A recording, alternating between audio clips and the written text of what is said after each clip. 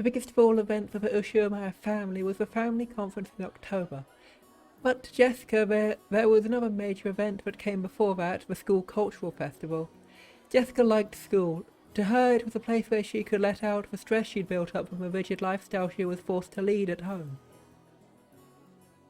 For today's cultural festival, she'd formed a group with her friends and had announced they'd perform some light music on a temporary stage. She'd prepared and practiced for this over and over until today, always anxiously awaiting the day's arrival. But there was one thing that worried her. She looked at the clock. There was still a little time, but she felt uneasy. Would that person really come? After taking a single deep breath, her heart jumped when all her friends suddenly started speaking in shrill voices.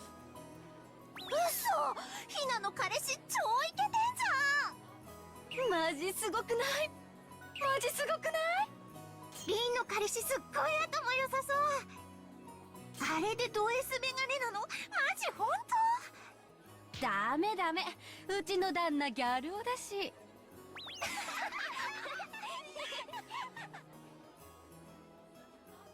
It may not look like this for all girls, but at least at Jessica's school the cultural festival was basically a boyfriend exhibition. Jessica didn't have a boyfriend. She had many friends of the opposite sex, but no special only one. But Jessica was a little famous around school, and everyone thought it'd be natural for her to have a fitting partner.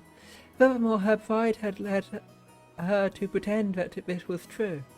She'd somehow managed to keep them fooled until this year. But for various reasons, she hadn't been able to escape this year's cultural festival. ジェシー、彼氏来た？え？いや、まだ来てねえみてえだぜ。仕事忙しいのかな？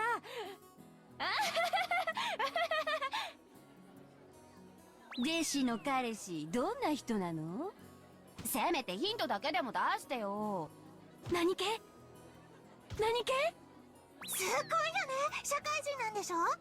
スーツとかで来る？もちろんメガネかけてるよね。キャー！ねえ、でも本当はいないんだよね。今素直に白状したら私の仲間に入れてあげるって。Is the sound effects thing going to be like these people's gimmick? 一緒にこの文化祭を涙で濡らそうよ。いや、いる、本当にいるって。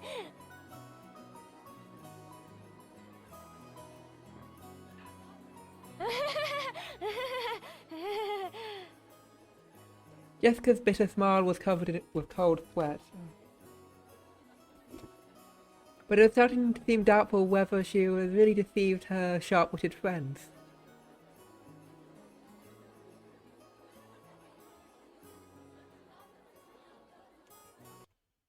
はい。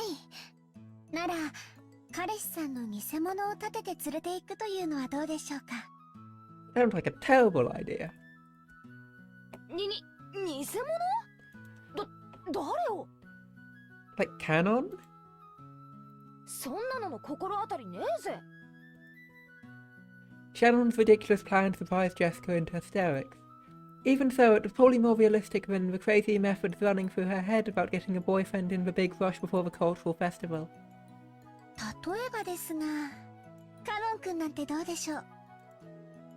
カノン君？ダメ。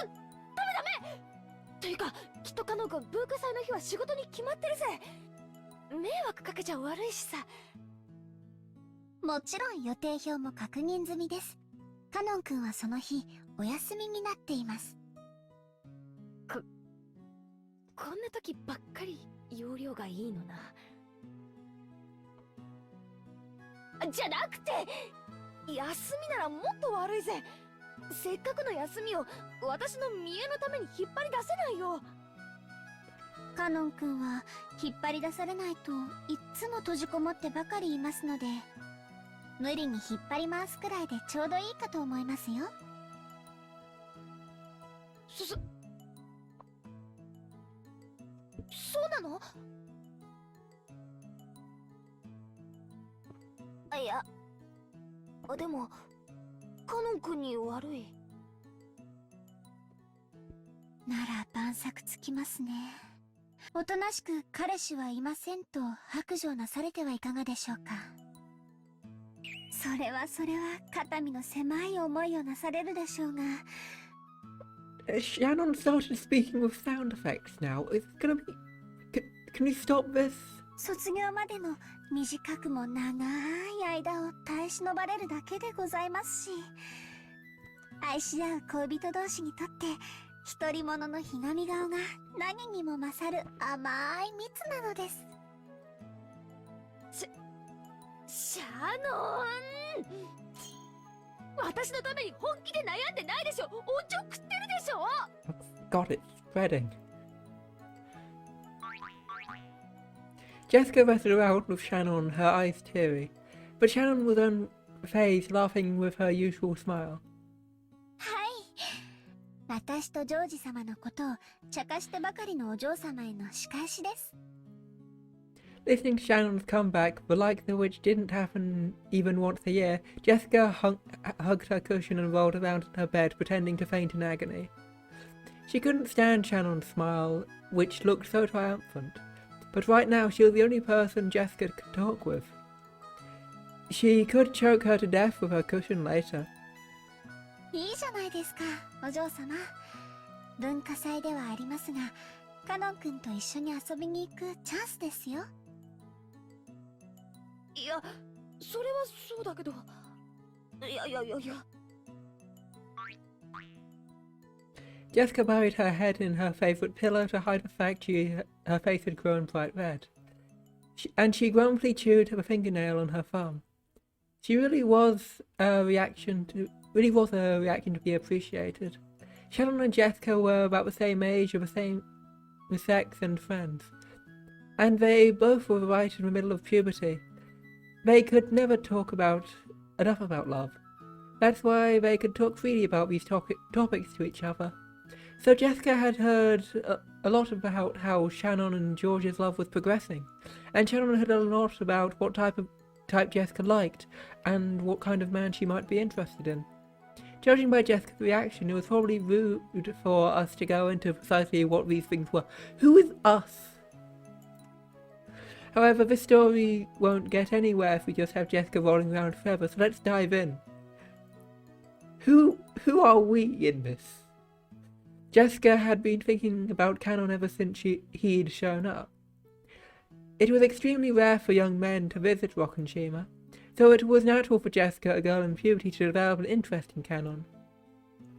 But if anyone said that it would destroy the romantic ideals of a maiden's pure heart and love at first sight. Shannon had been with Canon for a long time at the orphanage, though she'd known him since they'd started working. So Jessica had asked persistently what his hobbies were, what his favourite food was, what kind of girl he liked. Even to Shannon, it was clear that Jessica was infatuated with Canon. もう、カノン君をデートに連れ出せるいい機会じゃありませんか。でも、カノン君にだって好きな人とかいるかもしれないし、私なんかの見えっ張りに付き合わせたら気を悪くするぜ。お嬢様のような素直じゃない方を、何でしたっけ、ジョージ様に習いました。そうそう、ツンドラとか言うそうですよ。あと十数年かすると流行るんだそうですよ。Shannon, what the fuck? へえ、さすがジョージ兄さんだな。未来のトレンドがわかるのかよ。すげえぜ。じゃなくて、ってことは私ってタイプは時代がずれてるってことじゃねえかよ。もうダメだ。 What is a parallel universe in which everyone's in a fucking anime?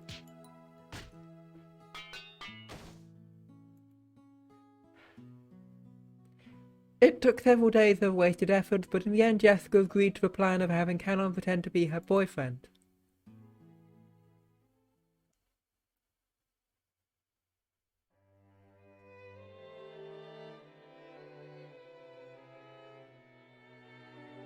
はい、お嬢様。お呼びでしょうか。 Jessica regretted calling out at such a bad time. Canon always looked sullen, but he had some bad days and some better days. Unfortunately, this reaction was the former. いや、そのさ、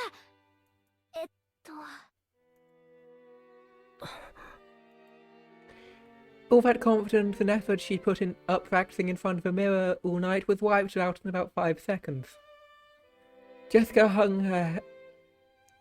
turned bright red and hung her head. When he saw that Canon sighed, Jessica thought he was exasperated with her and her face went pale. シャノンから聞いています。お嬢様の学校の文化祭へお供するようにというお話ですか。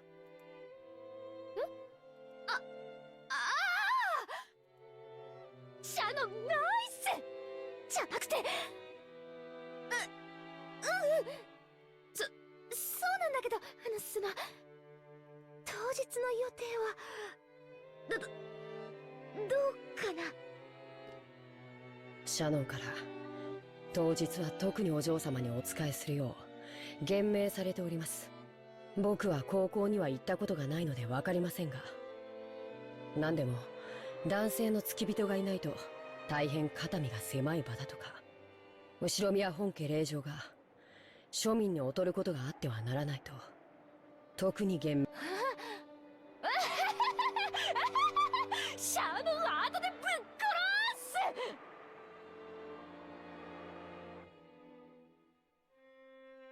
殺す。Jessica kept yelling with a strange voice and a broken smile like a tea kettle filled with boiling water. As Canon watched this, he sighed. Canon wasn't an idiot either. He fully understood what Jessica intended by inviting him. But to be honest, playing along with Jessica's love game seemed like there'd be nothing more of an annoyance to him. However, Shannon asked him over and over. He was deeply indebted to her, so he couldn't refuse. And that brooch was in his pocket. Could this strange turn of events been brought out by the magic power residing in this brooch? No. Next question. Ridiculous. But he remembered what Shannon had said to him that day. Could Shannon see something he couldn't? I didn't understand Shannon's Who is I? Clearly Canon is he in this, but who's I? We are furniture. As if we could ever become anything more. It was truly an odd exchange between Jessica, who was still rambling on in a strange voice, and Canon, who sighed deeply.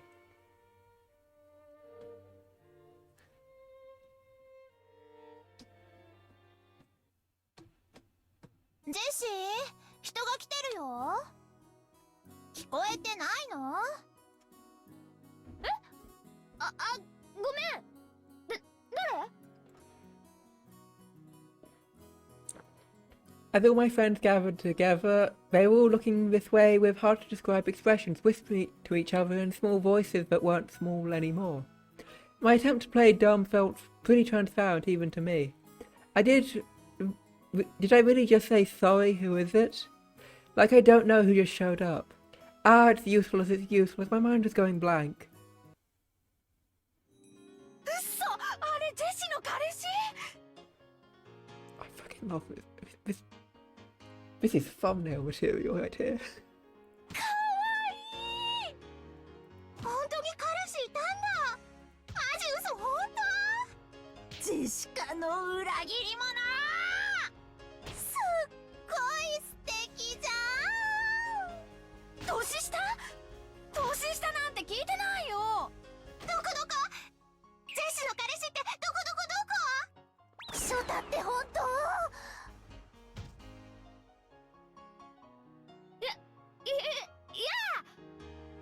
遅かったじゃねえかよ。昇降口がわからなかったもので遅くなって申し訳ございません。いや、その格好も似合ってるぜ。シャノンが普段着では良くないと言って先日一緒に買い物を。似合いませんでしたでしょうか。そんなことな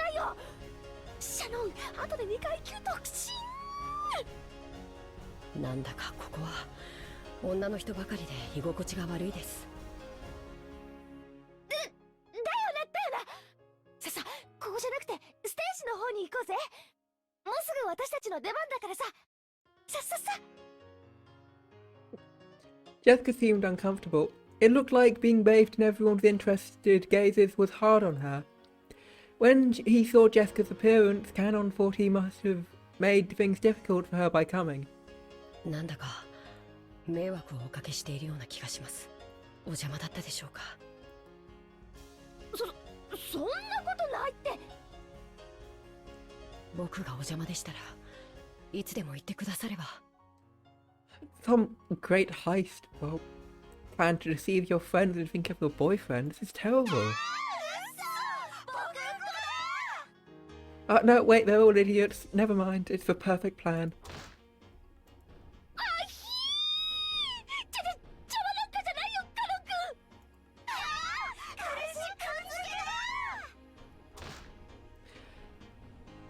D- 僕はどうしていればいいでしょうか、お嬢様。お嬢って呼ばせてるの？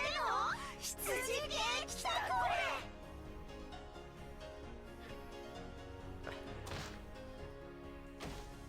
ラメー、今日はお嬢様はラメー。そうですか。Did they not go over the plan わ beforehand? かりました、ジェシカ様。しつけ済みの様付けだ。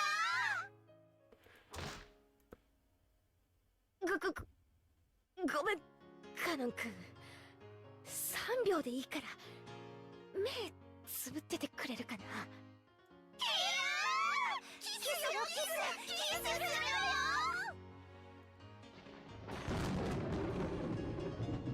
Okay, what are they doing? Are they summoning thunder? ではつまります。 Do they have the power of God and anime on their side?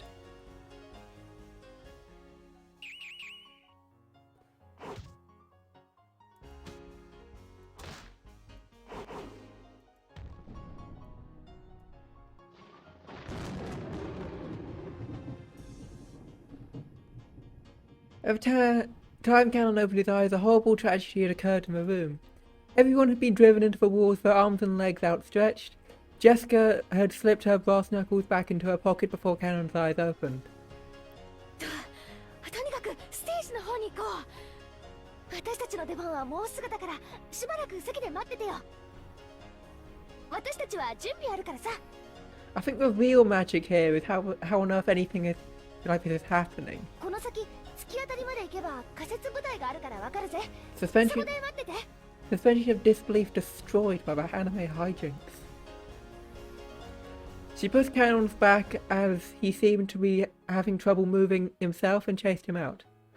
We can pretty easily say that the whole mystery of everyone being attacked by the same killer is easily solved by the fact that Jessica just beat up all her friends in an anime fucking fashion. So, maybe magic is real.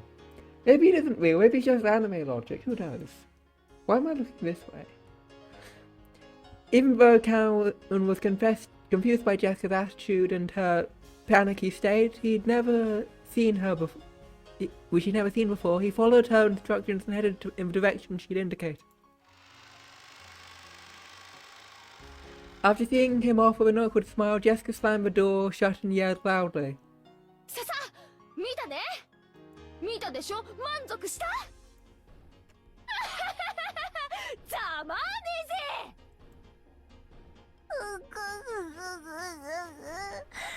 賭けに負けた。絶対ジェシに彼氏なんかいないと思ってたのに。彼氏じゃないんでしょ。使用人へのパワハラでしょ。 Get them better friends. ジェシの彼氏素敵だお。いやかましいぜ。ほら準備。 Jessica took out the brass knuckles of her pocket again. Everyone energetically returned to their tasks.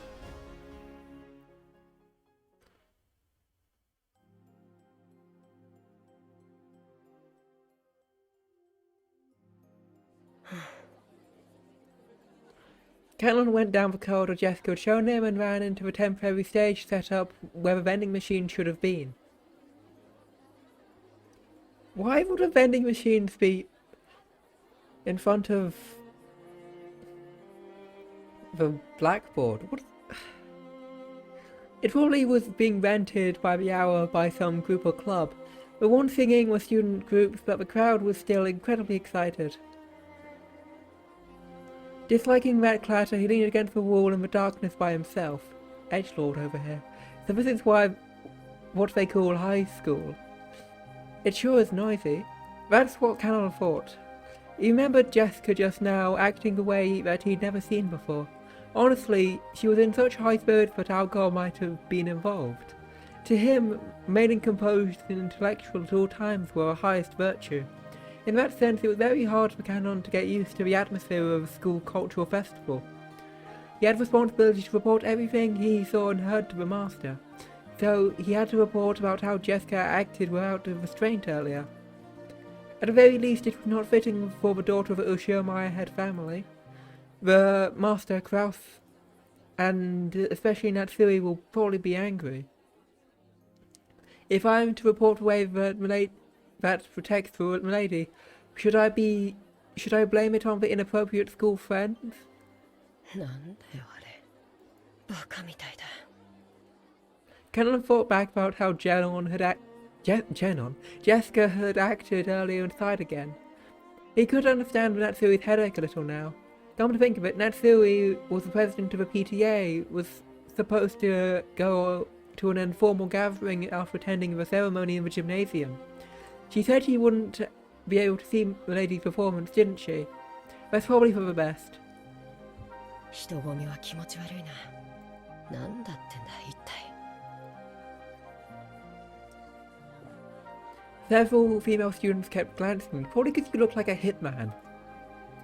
It seems they were whispering the same things the lady's school friend said, and it's truly unpleasant. Come to think of it, didn't Shannon warn me? If you walk alone at something like a school festival, you'd better watch out, lots of strange people will come to talk to you.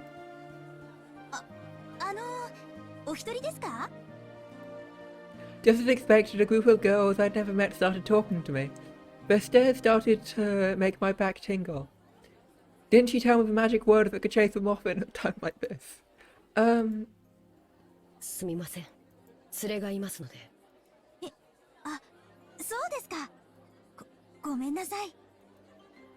Ah, it worked. Instant reaction. Well, I got rid of them, but I really haven't changed the number of people staring at me. 違うよ。あの子だよ、ジェシーの彼氏。嘘？あの子が？信じらんないよね。絶対に嫌だと思ってたよ。Get them better friends, Jessica. Oh my 可愛 god. いじゃん。年下？いいな。There's no way to ever come to a place like this again. Canon sighed for about the billionth time that day. When he did, the lighting changed and the standing audience started cheering. He looked around and realized there was suddenly a large group of people there. And unlike earlier, they were mostly guys. Oh, God. It was a huge crowd. He couldn't even see the stage. Fortunately, there was a fallen beer case nearby, so he tried using it as a footstool. When he did, he realized there was now a new group on the stage. The leader is Milady. She changed into stage clothes, and he was even holding a guitar. I didn't know how she could play. Then again, maybe she can play. I've seen her practicing air guitar before. Natsui wouldn't approve of any hobbies outside of study. I don't think studying's a hobby. Maybe she was always practicing in secret. Come to think of it, she's been returning really late from school recently, hasn't she? Maybe she's been practicing at school, far away from Natsui's prying eyes. It really is the best for Natsui didn't come. If Milady were to get scolded by Natsui after putting so many hours of practice in, she'd probably get dejected.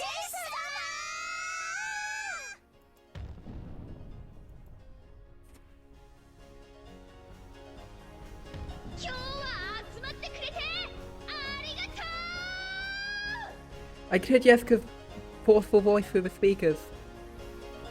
Jessie? Maybe that was her nickname at school. The students in the audience kept calling out that name. I'm a little offended by that crude name. It's inappropriate for a lady. Jessica was in high spirits as they kept shouting Jessie. Everyone here was probably a fan. Her mic performance picked up, is that the wrong mic? On that and electrified them even more. It was almost like a music program on TV. At first you thought it was silly, but it had that feeling it changed into appreciation. It was incredible in its own way. Kanon never listened to music of his own free will, but he'd often hear the kind of music the Usha and my family liked. Since he was almost all classical, Kanon had naturally taken a liking to that kind of music. So to Kanon, the song Jessica sang was, how should you say it, extremely colourful. In any case, if Natsui heard it, she'd probably faint.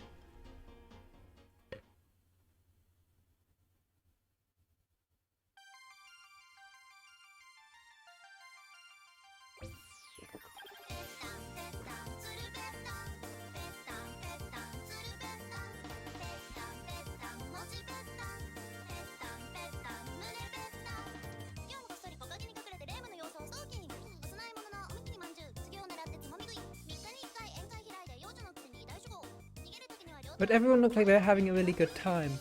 Some die-hard fans even bought light pens, sang along and danced crazily with the same movements almost they thought had been planned ahead.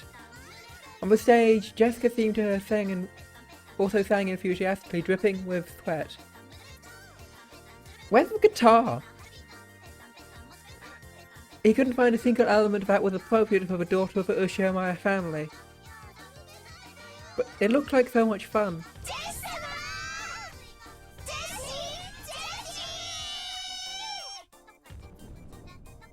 Stop exploding.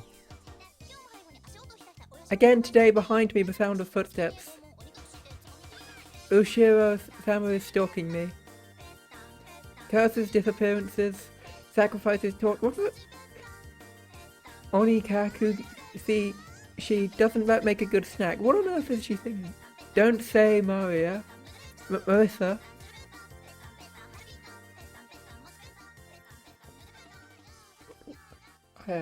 I'm lost. What's going on?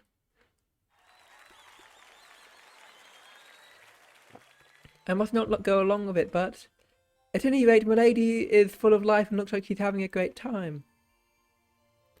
As I watched Milady enjoying herself, I thought, could this be Ushiyamaya Jessica's true nature? I don't know her better than anyone, but during her life in Rokujima, she had no choice but to kill her sense of self. So the time she spends not as Milady but successor to the Ushiyamaya family, but as a single girl named Jessica, living life to the fullest, must be very important to her. I've worked close to Milady, seeing all her seasons, and I thought I knew everything about her. But it was all limited to one side of her, the Milady of Rokujima. We are furniture, we serve on Rokujima, and our lives end on Rokujima. So I've come to think of Rokujima itself as a whole world. As though, like in Ptolemaic theory, the ocean spilled off the end of the world into an abyss. But when I look at Milady like this, I can see how horribly narrow that outlook is.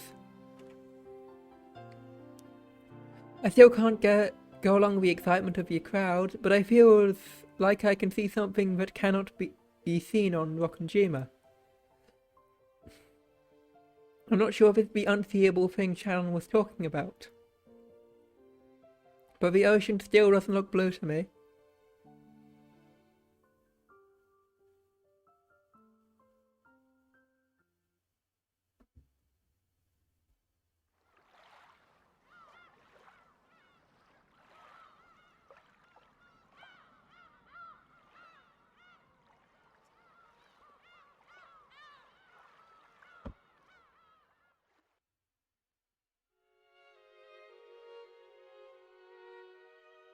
今日はジェシカの学校の文化祭だったな。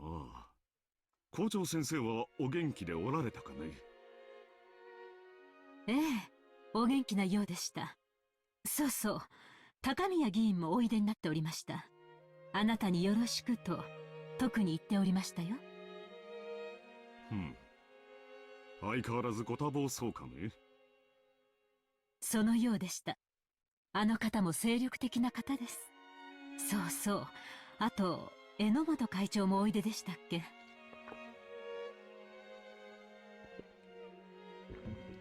Naturally, the topic of Jessica's cultural festival came up at dinner. School events often became social gatherings for local volunteers.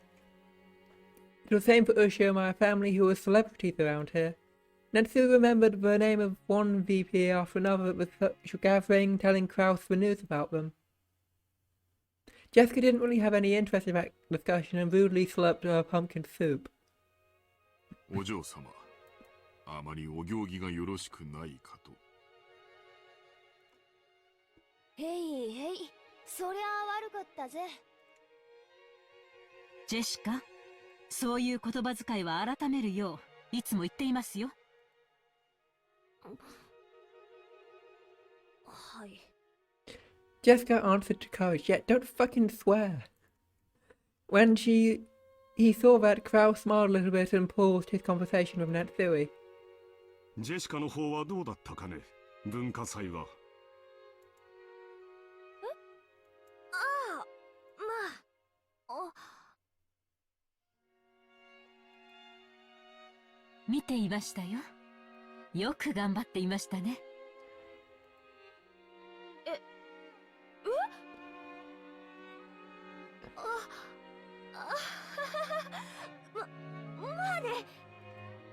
Jessica's face turned bright red.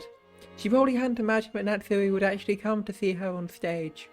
She felt a mix of happiness and embarrassment. Actually, she hadn't really wanted her mother to watch, since she didn't want to be told that her music was inappropriate for Ushio family. But it certainly didn't make her unhappy to hear her parents say she'd done a good job after watching her try her best. ジェシカもなかなか落ち着きと貫禄が出てきましたね。生徒代表にふさわしい振る舞いでしたよ。Are you lying? うん。The smile that had been there a second crumbled like sand. Jessica immediately realized her mum was talking about something different. Jessica was also the school student, but why? She had no interest of doing something so annoying, but her parents had been pushy, so she grudgingly accepted. Oh, that's why. Unfortunately, she was popular at school, so she won the election easily. So Natsui was praising her for the student council sponsorship ceremony at the beginning of the cultural festival. Apparently, she had carried that out half-heartedly. After the match, she immediately met up with her friends and held a stage rehearsal for the rest of the time. 人の上に立ち責任を背負うという経験は必ず将来役に立つ。後宮家の人間としてきっとジェシカを成熟させてくれるだろう。ただ、挨拶が少し早口でした。内容は及第点でしたが、早い口調はそれを薄れさせます。一呼吸置く癖をつけるといいでしょう。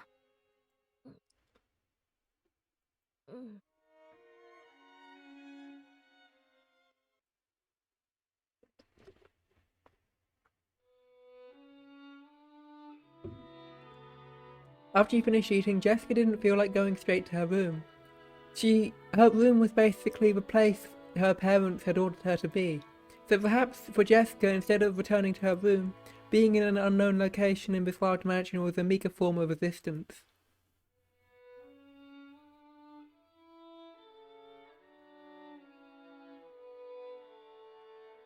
Jessica felt like even being in the mansion made it hard to breathe, so she went outside for the rose garden. What is Battler doing at this time like this? まあ、来たところでどうせ後宮家の跡継ぎとしてふさわしくないとかなんとか言うんだろうぜ。ならこれでいいんじゃねえかよ。Jessica laughed at it while she was sulking over. She laughed at what kind of words she possibly could have been expecting. That was dumb of me. In the end, I was acting like an entitled brat. I'm a little exasperated with myself, and it makes me want to laugh. お嬢様。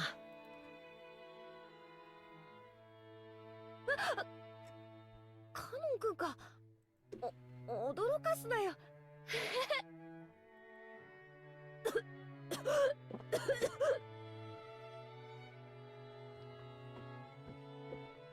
She was just about to force a laugh. Canon suddenly started talking to her and she choked. 何なんかよ。その Jessica's expression became one she always wore when looking at Canon. The listless Jessica from just a second ago was gone. If he had still only known Jessica as the eventual successor of Usher My Family as he did until yesterday, he might have mistakenly thought that Jessica's mood had sprung back to normal. But that wasn't right. He knew a part of her that he couldn't have seen until yesterday, so he understood that there was no way Jessica actually felt the way she appeared. あ、今日は文化祭。いや、私の見栄に付き合ってくれてありがとうな。助かったぜ。お歌お上手でした。あ、そうかよ。照れるぜ。Even though she had heard the words she most wanted to hear, Jessica acted shyly and couldn't accept them openly. 僕には歌は歌えません。楽器も小学校で習ったハーモニカとリコーダー部しか知りません。だからお嬢様も同じだろうと決めつけていました。 At the time, Canon had never felt as though he'd looking down on Jessica in any way. But other people that he'd seen playing special instruments were on the other side of lawn tubes on the TV. At the very least, he'd been under the impression that it'd be impossible for Jessica. 僕は家具だから歌を歌う必要も楽器を扱う必要もないと信じてきました。 But I'm not sure anymore. カノン君、その家具だからって口癖、使用人の心得ってやつだろ。使用人は生きた家具であれってやつ。源氏さんがよく口にしてるもんな。心得というわけでは本当に家具ですし。福音の家の子たちがいろいろじいさまから援助をもらってるってのは知ってるし、それに恩義を感じてるのも知ってるよ。でもだからって家具なんて言い方はあんまりだぜ。私たちは同じ人間じゃないかよ。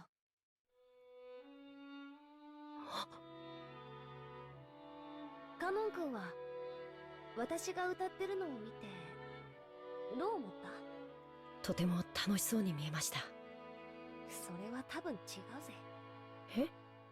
楽しそうに見えたんじゃなくて羨ましかったんじゃない？そんなことは。 Canon probably hadn't noticed that emotion himself. Is Jessica like a narcissist?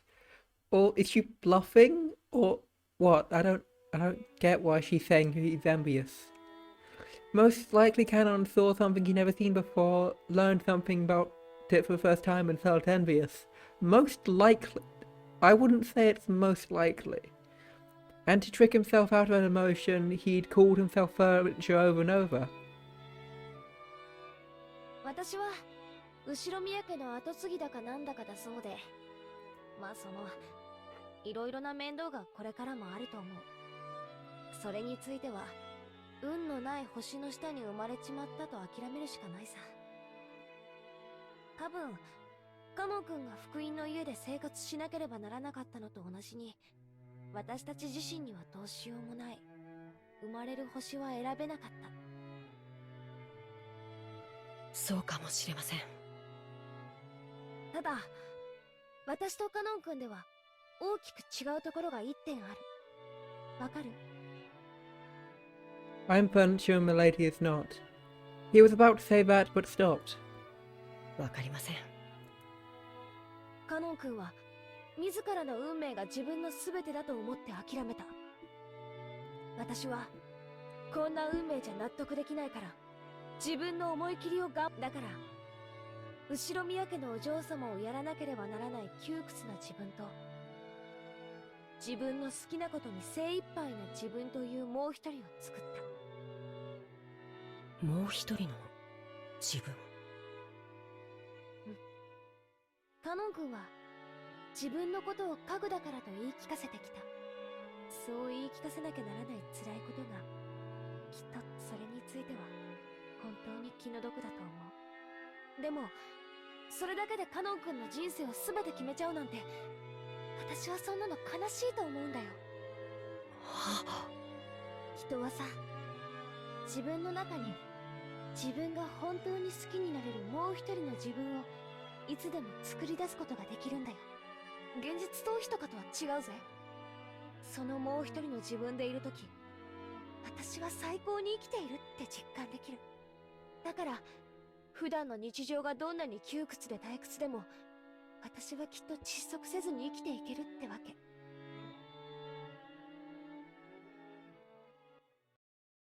自分の中に自分が本当に好きになれる自分を作る。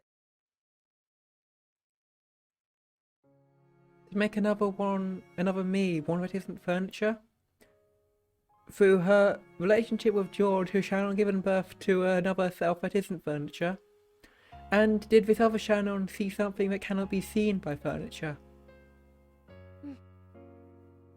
私さ、カノン君のプライベートって全然知らないぜ。でもなんだか想像できる。カノン君のプライベートには多分何もない。図星でしょ？ Cannon couldn't reply, but that was an answer enough. He had no concept of a private life. So Cannon would always be Cannon. So furniture would always be furniture. カノン君のカノンってさ、本名じゃないんでしょ？ In the Fukuin house, new graduates would have been given new families and a new life, so they'll be also be given a new name. In this case, that was Cannon. 確かに僕のこの名は仮のものかもしれません。 Even though he thought himself as Cannon and no one else, but he remembered, there definitely was another self that isn't Cannon. But that was far, far away beyond the distant fog of oblivion. ならカノン君にもカノン君である時とそうでない時で違う自分がいてもいいはず。使用人である時のカノン君は自らを家具と呼び、厳しく自己を戒めてるかもしれない。でもカノン君じゃない時の君はもっともっと自由に生きていいと思うんだ。 Those words were definitely weren't just lip service. Jessica had always also been like this in the past. She had cursed her own birth into an environment different from all of her friends at school. Only she had been in a heavily constricted environment, forced to learn all sorts of things. And she had been told whom she wasn't allowed to play with. It may have been sad, but she'd given up, resigning herself to the fact she'd been born under that kind of star. But one day Jessica stopped giving up and surrendering. Stuff like Ushiramaya family customs and pressure didn't matter. She created a real Jessica inside of herself, one that could do what she really wanted to do. 私さ、学校ではジェシってあだ名で呼ばれてる。だからさ、ジェシであるときは自分に思いっきり素直に生きてる。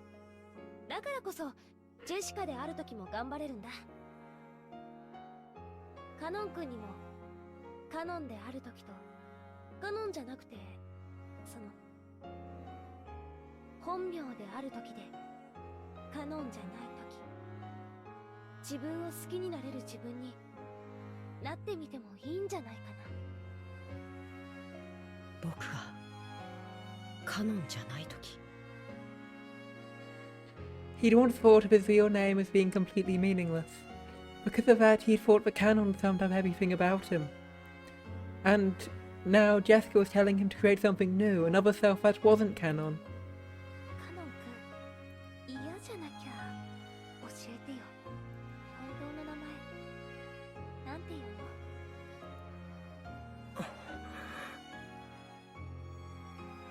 He was silent for quite some time. Maybe Cannon's real name had risen to the tip of his tongue. After hesitating a long time over whether he should say it, in the end, he swallowed it back down. 忘れました。僕の名前など、もうどうでもいいことです。Those words contained faint rejection. 僕が本当は何という名前であったとしても、今ここにカノンとしてあることだけが現実です。過去など何の関係もない。作られた家具の材料が元は何という木の幹であったかなんてどうでもいいことと同じです。だからよせって。家具じゃないんだぞ。君は人間だぜ。僕は人間じゃない。Cannon completely voiced his refusal. It was with a rage that he normally didn't show. Jessica couldn't say anything back and was struck silent. お嬢様は人間です。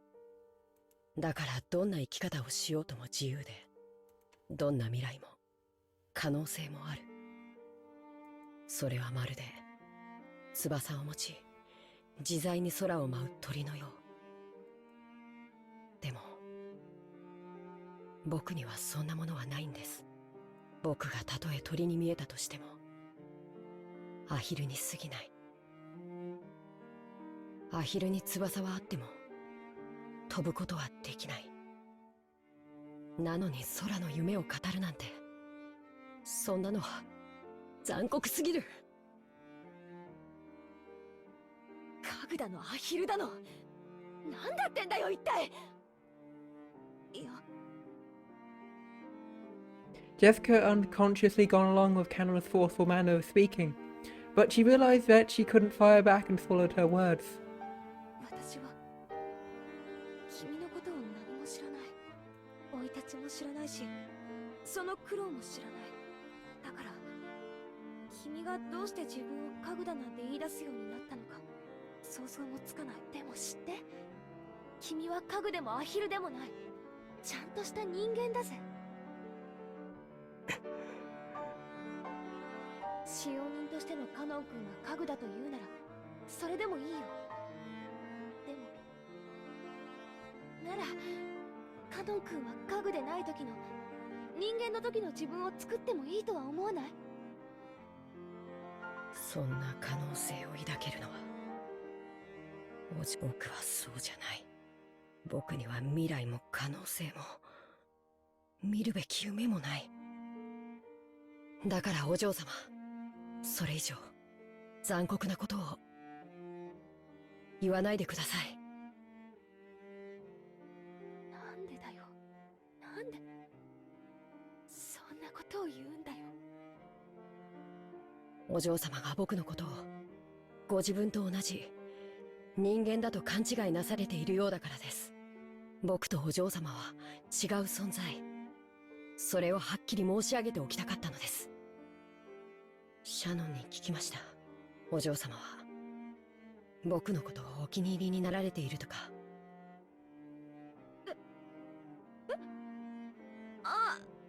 いや僕は人間に限りなく近い姿をしています。だからシャノンのように自分を人間だと錯覚して一時恋愛の真似事をすることもできるかもしれない。でもそれは自分を騙しているに違いない。いえ、お嬢様を騙すことにもなるのです。シャノンとジョージ様も必ず破綻する。その日が訪れることをシャノンだって理解しているだろうに。バカなことを。バカだってことはないだろ。そりゃジョージ兄さんは立派な人だし、両親の期待も背負ってる。確かに結婚とかになればエヴァおばさんがいろいろと口出しをしてくるだろうし、まあその前途は多難だと思うぜ。でもな、ジョージ兄さんはそんなのに屈する人じゃねえ。シャノンをジュリエットになんかしねえぜ。きっと幸せにしてくれる。人は家具と恋などできない。お嬢様が家具を愛することができても、僕にお嬢様を愛することができないと、そう申し上げたい。The word canon crushed all Jessica's bittersweet feelings from that day. There was no way her emotions could have predicted that she'd be refused so bluntly. In an instant she lost her willpower and had led her to try and unravel something stubborn in Canon's heart. And before she knew it, she was standing there in shock. お嬢様が僕を好かれているという気持ちが、僕の思い上がりによるものなら、どうかお許しください。いや、まあそこは否定しねえぜ。ありがとうございます。え？僕を人間だと思ってくれてありがとうございます。そのお気持ちだけで僕は本当に嬉しいです。そしてそれ以上は僕には残酷すぎるから。いや、もう十分だぜ。悪かったな。Jessica recklessly scratched at her head and spoke, trying to force her voice to sound right. 私一人がいろいろ先走っちゃって迷惑かけたよ。正直ごめん。貴重な休みを丸一日振り回しちゃって本当にごめん。いえ、僕も楽しそうなお嬢様が見られて嬉しかったです。じゃあ今夜はこれで終わりにしようぜ。私も部屋に戻って仕事をしないとまた母さんに怒られちまうよ。そうされた方がよろしいでしょう。おやすみなさいませ、お嬢様。おやすみ。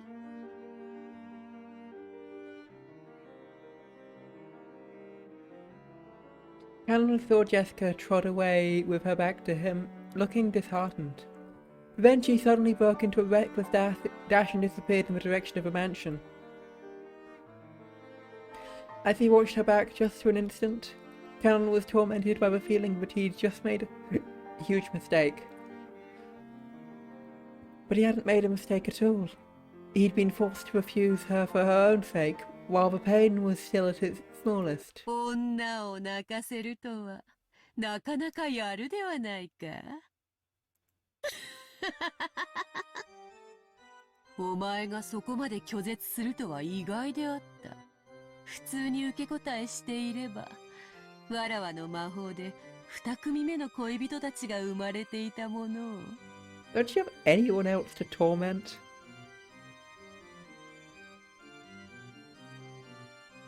いつからそこに。最低なやつだな。When he turned around, the witch was suddenly there. It looked like she'd been there the whole time, watching the two as though enjoying a play. わらわへの暴言は愉快なる見せ物に免じて特別に許す。男と女のこじれ合いに勝る見せ物は千年を経ても存在せぬな。わらわにとっては何よりも甘美な Get 止 a められ hobby. る快楽よ。ん？ His chess is quite good. Canon pulled the butterfly brooch out of his pocket. It was a manifestation of the great magic the witch had bestowed. Without hesitation, Canon slammed against the ground and stomped on it. ほう、わらわの与えたものと知りつつ、それは何を意味するのか。今理解した。お前がしているのは恋のキューピッドなんて洒落たものじゃない。お前は結ばれぬ者たちに恋を見せてたぶらかして楽しんでいるだけの悪魔だ。そう思うも自由よ。わらわが力を貸した人間の多くはお前と同じようなことを口にする。ほうけるな。お前はシャノンを憐れんで力を貸したんじゃない。恋に胸を焦がすシャノンの心の隙をついて自分を封じていた鏡を割らせた。しかもそれだけじゃない。その末路まで想像がついていてもてあそんでいる。違うか。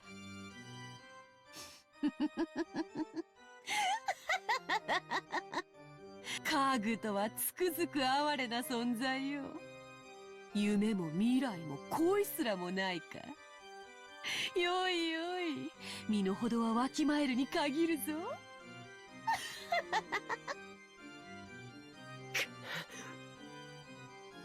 ジェシカの心にはお前が察する通り淡い恋心があった。そなたはそれにハサミを入れ刈り取ったつもりでいる。だが知っておるか、木は勝手に茂らせたものより枝を間引き剪定したものの方が太い枝をつけるというぞ。シャーノンとジョージもやがては結ばれ得ぬ恋に行き詰まり、わらわ好みの大きな果実を実らせるだろう。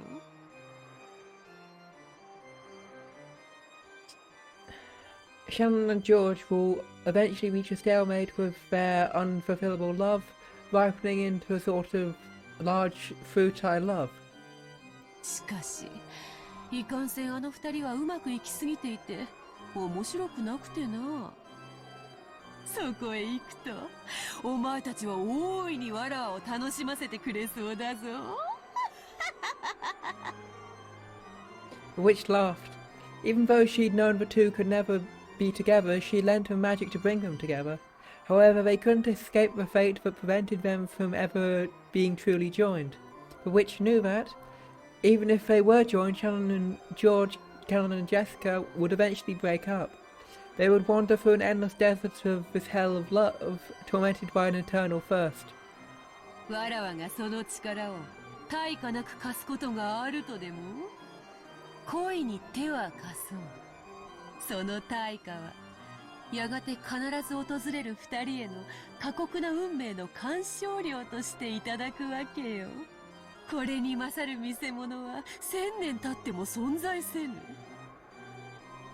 金像を見るがいい。恋の味を知り、楽園を追放された哀れな老いぼれの末路を。死んでも死にきれぬ、さながら亡者のような生き様を見るがいい。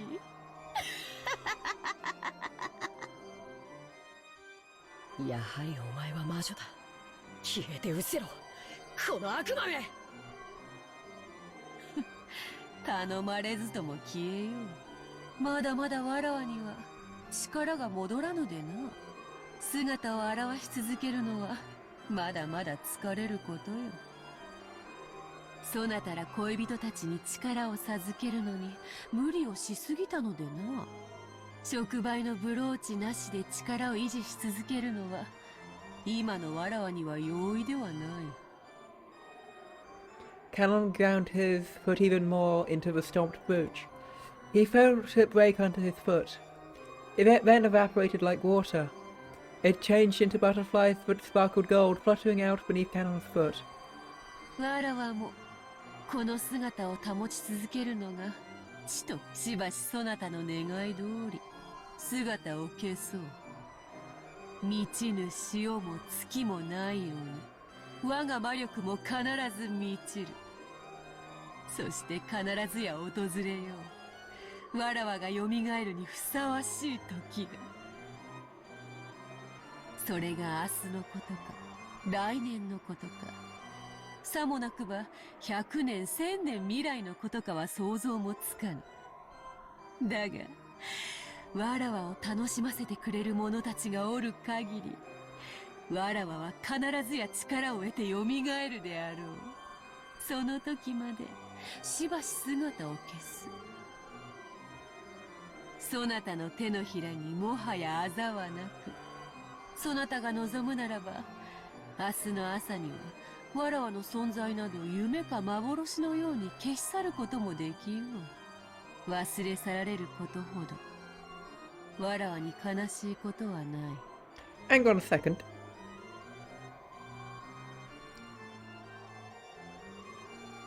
Marissa, one of them, never mentioned any sort of bruise on her palm of her hand or anything like that after she met Beatrice in the first episode. I mean, we already knew that wasn't Beatrice, but this kind of proves that that couldn't have been Beatrice in the first place. Because she would have left that so that she could prove to everyone else that she was real, but they never did that. だがわらわは必ずよみがえる。 I mean, part of killing you is reviving you, so you're not entirely wrong. そしてその日がいつ訪れても後悔することのないよう自らを戒めよ。わらわは必ずや再臨し、この島の真の主として全てを支配する。その時こそ再び黄金鏡の扉が開かれる。欲深な亡者たちが必ずやわらわを呼び覚ます。くどい。早く消え去れ、黄金の魔女。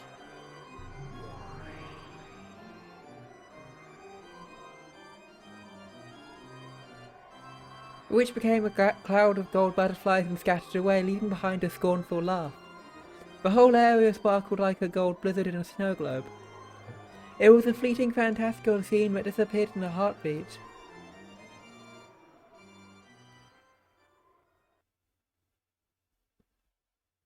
The witch could no longer be seen. However, Canon felt like he could still hear that shrill laugh, shrill, unpleasant laugh. 愉快愉快。なぜに久しぶりの人の世はこうも愉快なのか。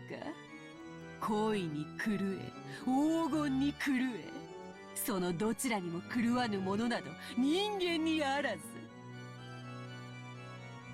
なるほど。故に家具とは言えたり。家具は人間に奉仕するために生み出される。そしてわらわは退屈なる千年の慰み者として人間を虐げる。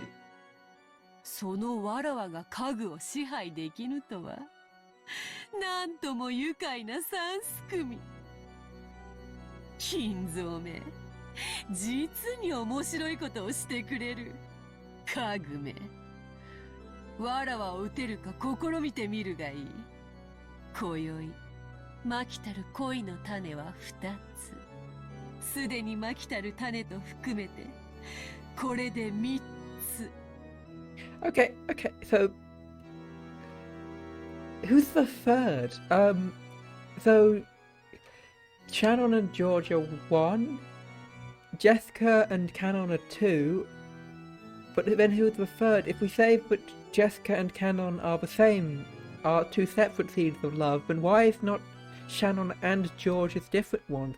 Is Shannon just like, is it George who it's talking about and Shannon just was there, I guess? I don't know. Beatrice confuses me by being so pretentious. Oh, here's the third one. なぜに私を一人この苦界に置き去りにしたのか。私は憎い。I think we found a real tsundere. これほどまでに恋焦がれているのに答えようとせぬお前を永遠に憎む。親方様、それ以上のお酒はお体に障ります。南條先生からもご注意を受けておられるのでは。黙れ源氏。お前には分からぬ。我が嘆きも苦しみも分からぬ。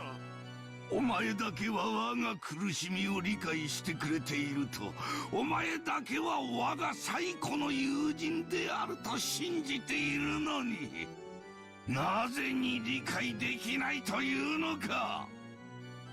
おー、ベアトリーチェ、なぜ私だけを置き去りに。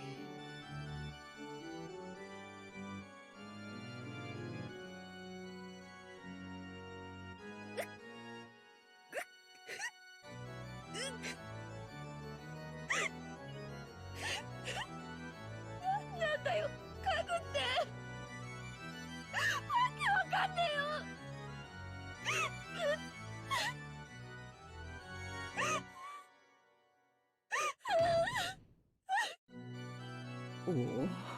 おお、おいたわしやジェシカ様。寝室から聞こえてくるすすり泣く声に、私は事情を知りつつもどうしようもないのでございます。すべては若すぎた二人と近すぎた距離、そして生まれた家柄が遠すぎたゆえの悲劇。私はただただお嬢様のお気持ちを汲み取り、足音を殺して静かに立ち去るのみなのでございます。Without, you're saying this out loud. What do you mean quietly walk away?